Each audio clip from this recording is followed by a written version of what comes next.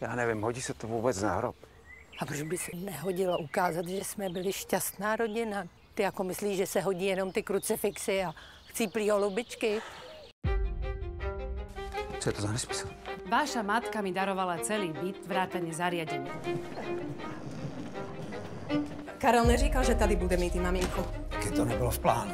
Matka se ke mně chová, jako kdyby mi bylo 5. Pořád mi říká, co bych měl a co bych neměl. Ty to jdi vypláchnout do koupele. Že kam myslíš, že jdu? Syn mnou opovrhuje. Říkám ti, dívej se na mě, když s tebou mluvím. Jsi nezodpovědný. Já v tvém věku. Ty jsi byl někdy v mém věku? Já zírám. Jaký bordel si tady stihla udělat? Ty máš problém, Kájo. Kdy než jsme si spolu naposled takhle pěkně vyšli. Maňásek, potáta. A udělám vám jahodový knedlíky. Jako co koukáš, tak se neměl schovávat do ledničky.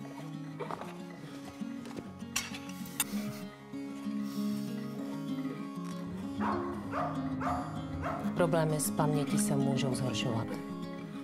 Mám strach ji tady nechat samotnou. Matildo? Matildo? Matildo! Matildo!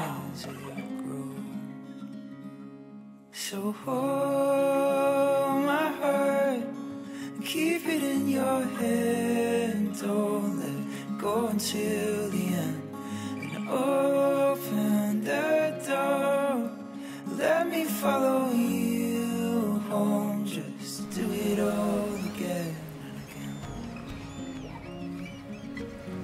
Matku má každý jen jednu a nemůže si ji vybrat.